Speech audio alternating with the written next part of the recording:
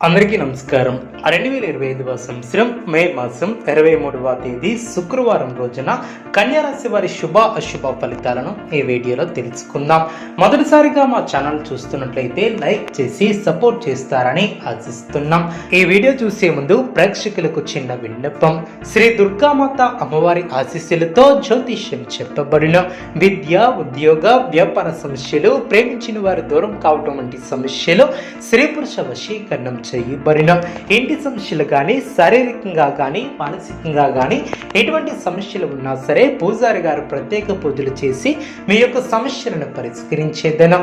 నమ్మకంతో ఒక్కసారి ఫోన్ చేయండి, మీకు శాశ్వత పరిష్కారం చేయబడిన.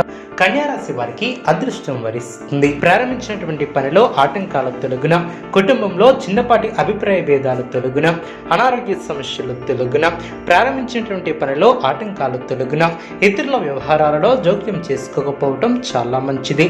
కీలక వ్యవహారాలలో నిదానమే ప్రధానం అన్న వాక్యాన్ని దృష్టిలో ఉంచుకుని మీ యొక్క రంగాలలో అవగాహనతో ముందుకు సాగుతారు. ముఖ్యమైనటువంటి విషయాలలో అప్రమత్తంగా ఉంటారు. కొన్ని సంఘటనలు ఆనందపరుస్తాయి. అదేవిధంగా కలహాలు లేకుండా జాగ్రత్త వహిస్తారు. వృత్తి, ఉద్యోగ, వ్యాపారాది రంగాలలో సందర్భానుసారంగా ముందుకు సాగి శుభ ఫలితాలను అందుకుంటారు. మీ యొక్క పట్టుదలే మిమ్మల్ని ముందుకు నడిపిస్తుంది. ఆర్థికంగా ఎదుగుతారు.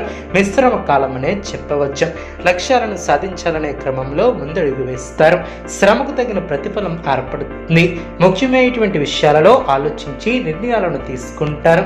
సంబంధ బాంధవ్యాలను పటిష్టం చేసుకుంటారు.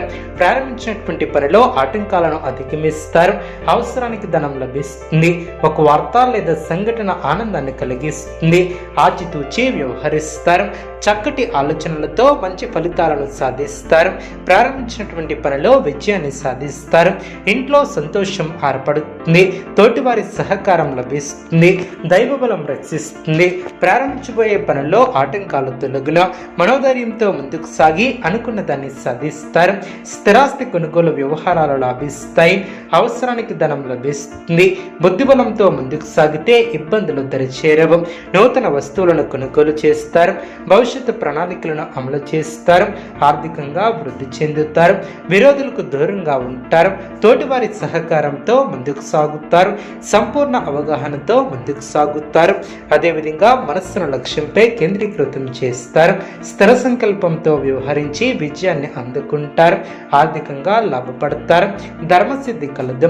వ్యాపారంలో అనుకూల ఫలితాలను సాధిస్తారు. గతంలో నిర్లక్ష్యం చేసినటువంటి అనారోగ్య సమస్యల తొలగున కష్టపడి పనిచేస్తారు. కీలక విషయాలలో సొంత నిర్ణయాలు మేలు చేస్తాయి. తోటివారి వలన మేలు చేకూరుతుంది. శత్రువులతో జాగ్రత్త వహిస్తారు. సమయాన్ని వృధా చేయవద్దు. అనుకూల కాలమనే చెప్పవచ్చు. ఆర్థికంగా కొంత అనుకూలత ఏర్పడుతుంది. ఆటంకాలు పెరగకుండా చూసుకుంటారు. తోటివారితో 1-2 సార్లు ఆలోచించి మాట్లాడుతారు. అపార్థాలకు తాపివ్వవద్దు. ఆచితూచి ఖర్చు పెడతారు. ఆలోచించి మాట్లాడుతారు. లేకపోతే అపకీర్తిని మూటకట్టుకునే అవకాశం ఉంది. ఆరోగ్య విషయంలో శ్రద్ధ అవసరం. ప్రణాళిక ద్వారా విజయాలకు దగ్గరవుతారు. అనుకూల సమయం అనే చెప్పవచ్చు. బుద్ధి బలంతో కీలక సమస్యలను పరిష్కరిస్తారు. అదేవిధంగా ప్రారంభించినటువంటి కార్యక్రమాలు సకాలంలో పూర్తి చేస్తారు. వాణిజ్యపరమైనటువంటి లావాదేవీలు సత్ఫలితాన్ని ఏర్పరుస్తాయి. ఆర్థిక అనుకూలత ఏర్పడుతుంది. ఆత్మవిశ్వాసంతో ముందుకు సాగుతారు. శ్రమ పెరగకుండా చూసుకుంటారు. అధికారులను ప్రసన్నం చేసుకునే విధంగా ముందుకు సాగుతారు. ఒక శుభవార్త ఆనందాన్ని కలిగిస్తుంది. నూతన బాధ్యతలు పెరిగిన, నూతన వస్తువులను కొనుగోలు చేస్తారు. అదేవిధంగా